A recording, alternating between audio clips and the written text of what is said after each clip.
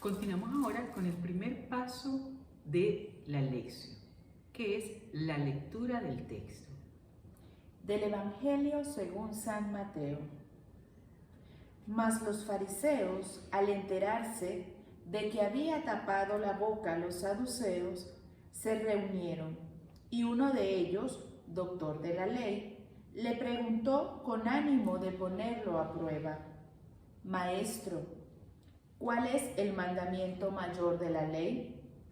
Él le dijo: Amarás al Señor tu Dios con todo tu corazón, con toda tu alma, con toda tu mente.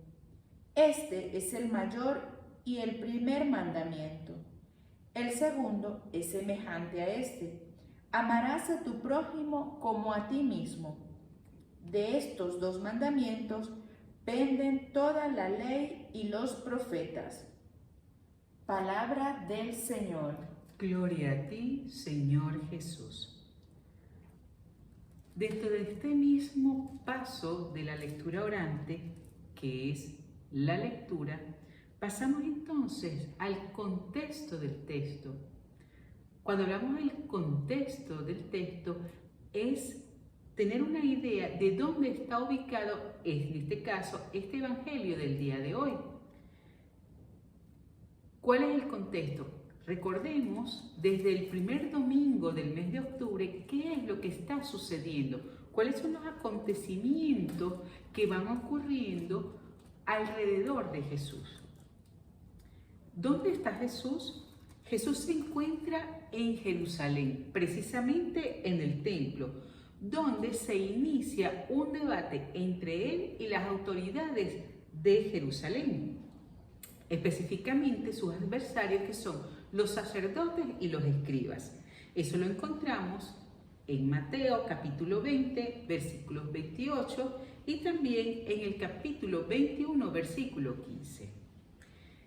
También están las controversias entre los sumos sacerdotes y los ancianos del pueblo. Lo encontramos en Mateo 21, versículo 23. Y entre los sumos sacerdotes y los fariseos. Mateo 21, versículo 45. ¿Cuál es ese punto de controversia del debate entre Jesús y las autoridades judías? El punto es la identidad de Jesús o del hijo de David, el origen de su identidad y por lo tanto la cuestión acerca del reino y por qué Jesús dice lo que dice. Los fariseos y los escribas lo tientan, quieren saber por qué, con qué autoridad él habla las cosas que habla. Luego tenemos, ¿verdad?, que Mateo viene y presenta los debates en una secuencia que es lo que hemos visto desde el primer domingo de este mes de octubre. ¿Ustedes recuerdan cuáles son? Bueno, vamos a hacer un poquito de memoria. Tenemos la controversia, ¿verdad?, que va del tributo de pagar al César. Eso lo encontramos en el capítulo 22, versículos del 15 al 22. Luego viene la resurrección de los muertos, capítulo 22, versículos 23 al 33. Y hoy que estamos viendo cuál es el mandamiento más grande, capítulo 22, versículos 34 al 40. Y el próximo domingo sería el Mesías y el Hijo de Dios, el Señor, que va a ser Mateo 22, versículos 41 al 46. Entonces, cuando vemos lo que viene antes y después del texto estudiado, eso nos ubica y nos enseña qué es lo que está sucediendo y eso nos ayuda a comprender un poco por qué Jesús dice lo que dice, por qué actúa de la manera que actúa y los sentimientos y toda la controversia que se está moviendo alrededor de él desde las autoridades judías como también del mismo pueblo. Los protagonistas de las tres primeras discusiones son exponentes del judaísmo oficial que intentan poner en dificultad a Jesús en cuestiones cruciales. Estas disputas son planteadas a Jesús en calidad de maestro. Ellos le dicen: maestro, ¿qué dices tú de? Maestro, sabemos que tú actúas de tal manera, pero Jesús, que no es tonto y que viene con estos antecedentes de la conducta de ellos, sabe que son hipócritas y que lo que están haciendo es tentarlo, poniéndole una trampa para que él pueda caer y desde sus mismas palabras poder acusarlo. Ese título de maestro manifiesta al lector la comprensión que los interlocutores tienen de Jesús. Pero Jesús aprovecha la ocasión para conducirlos a plantearse una cuestión aún más crucial: la toma de posición definitiva sobre su identidad, que lo encontramos en Mateo capítulo 22, versículos 41 al 46. Hoy toca el tema de cuál es el mandamiento mayor de la ley. Esta controversia, ¿verdad?, viene ¿por qué? Porque los fariseos y los saduceos habían ya creado más de 600 prescripciones sobre cuáles eran los mandamientos a seguir. Se perdieron en cuestiones casuísticas y no fueron a la esencia de la ley. Ellos, para poner a prueba a Jesús, le preguntan cuál es el mandamiento principal de la ley de Dios. Y como nuestro Dios es sencillo, y Jesús también, porque es el Hijo de Dios, Él lo simplifica en dos: el amor a Dios y el amor al prójimo como a sí mismo. Y sin embargo, queridos hermanos y hermana Lorena, el amor es como uno solo, como así Dios es uno. Amo al hermano y amo al Padre con el mismo amor con que yo soy amado.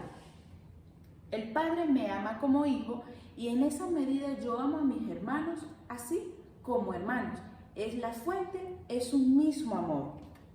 Este amor y no otro es principio y fin de todo. Pero en la vida real, ¿cómo vivir este amor? Bien, el amor que proclama Jesús, que nos enseña Jesús con su vida, no es un amor solo de sentimientos, de corazón, sino que también involucra la mente y la voluntad. El amor es ante todo una alegría por el bien del otro. Lo contrario a ese amor es la envidia. Se expresa con la boca a través de la alabanza, de los buenos consejos. De lo contrario, sería crítica. Se expresa en el bien hacia el otro. De lo contrario, es egoísmo. El amor llega a comunicar lo que se tiene y lo que uno es. Además, en esta dinámica del amor, la diversidad, los inconvenientes que podamos tener, lo que sufrimos, no son motivo de escándalo ni de rechazo, sino de acogida y servicio recíproco, de perdón. En síntesis, el doble único mandamiento, el amor a Dios y el amor al prójimo, se convierte en columnas de soporte, no solamente de las Sagradas Escrituras, sino de la vida del cristiano. Dentro de este mismo peldaño que conocemos como la lectura del texto, también podemos, después de haber visto el contexto del texto, ¿verdad?, volver a releer el texto para refrescar, ¿verdad?, el texto leído y buscar, por ejemplo, cuáles son los personajes que están presentes en el texto, qué verbos, qué acciones se desarrollan, cuáles posibles sentimientos podemos encontrar aquí. ¿Hay alguna controversia? Tenemos entonces a los fariseos, de los cuales ya vamos conociendo su identidad a través de estos domingos que hacen, que hacían. Tenemos también a los saduceos, como decía la hermana Cris, durante estos domingos hemos dado una clasificación de quiénes eran esas clases sociales que pertenecían a la sociedad de la época de Jesús y cuál era el rol de cada uno y sus características muy particulares. Tenemos a Jesús en un primer momento reconocido como el Maestro. Tenemos también de forma indirecta a Dios, cuando dice, amarás al Señor tu Dios. Y tenemos al prójimo, lo vemos acá como destinatario de ese amor. Y tenemos a los profetas, que son nombrados como esos portadores de la buena noticia también del Señor. Luego buscamos cuáles son esos verbos, esas acciones que se presentan en este texto. En un primer momento tenemos enterarse. Los fariseos se enteran de... También reunirse. Se reúnen y ya sabemos quiénes se reúnen, cómo se reúnen. Ya nuestra mente podemos ir viendo este reunirse, ¿no? La importancia, bueno, yo me reúno para, y miren, estas personas se están reuniendo para. Luego, preguntar. Uno de los fariseos le pregunta a Jesús. Está el sentimiento que dice, con ánimo de ponerlo a prueba. Y también, antes de eso, ¿qué pudieron haber sentido los fariseos cuando se enteran que su grupo, que antagónico, los saduceos, Jesús les cayó la boca? Ahí podemos encontrar envidia y satisfacción. Entonces, a nuestros enemigos, por decirlo así, o contrarios, que son los saduceos, Jesús les tapó la boca. Entonces hay satisfacción allí, pero como nos estamos moviendo desde una pasión negativa, esa satisfacción que sienten porque sus contrarios fueron callados, ellos se creen en la potestad de ser superior a Jesús y entonces lo ponen a prueba. Entonces ahí también está la soberbia y el orgullo. Tal acción de dirigirse a Jesús para hacerle esa pregunta. Y en varios pasajes del Evangelio vamos a ver gente que se acerca a Jesús para pedirle perdón, súplica, ayuda. Esto para preguntar. Los apóstoles también en varias ocasiones se acercan a Jesús para preguntar, pero las intenciones y los sentimientos varían. Tenemos a Jesús que responde. Podemos preguntarnos, siguiendo esta línea que nos presenta la hermana Cris, ¿verdad? Si nosotros hacemos memoria, y eso es importante hacerlo durante este peldaño que se llama lectura del texto, hacer memoria, ¿en qué otro pasaje evangélico yo recuerdo que Jesús se encontró con otras personas? ¿Qué sentimientos surgen allí? ¿Cuál es el resultado de este encuentro? Entonces, aquí, ¿qué podemos pensar que Jesús está sintiendo cuando estos fariseos se le acercan para hacerle esa pregunta, para tentarlo?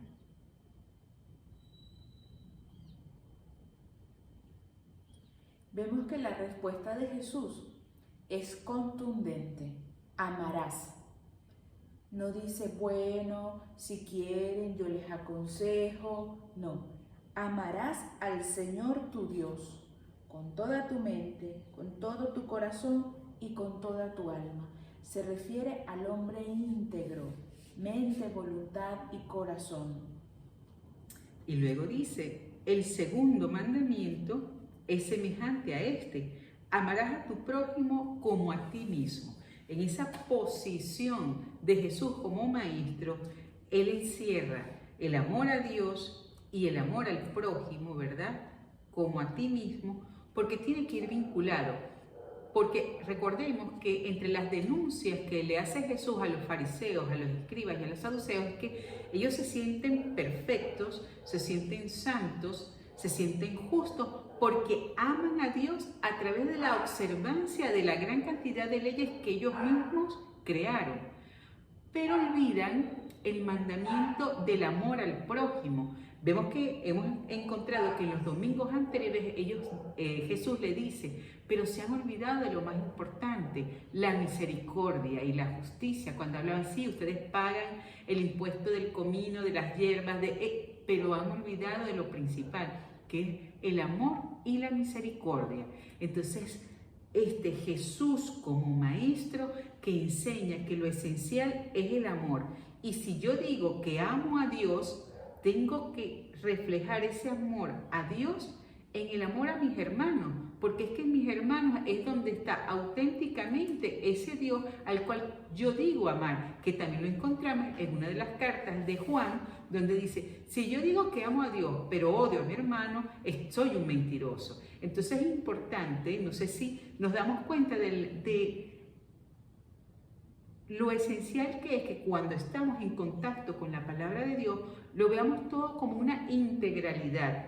Todo está perfectamente unido en Cristo. Y ese hacer memoria es que lo que yo leo, lo que yo pienso, pasa primero por el corazón. Y al pasar por el corazón, transforma mi vida y mueve sentimientos y emociones que me hacen entonces entrar en contacto con este Dios que está vivo y presente en la palabra.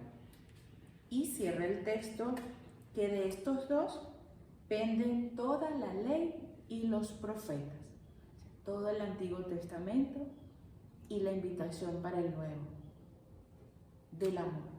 El amor, eso centra y es la esencia de nuestras sagradas escrituras. La revelación de Dios es Jesucristo, Jesucristo que es el Verbo encarnado por amor al Padre y a nosotros.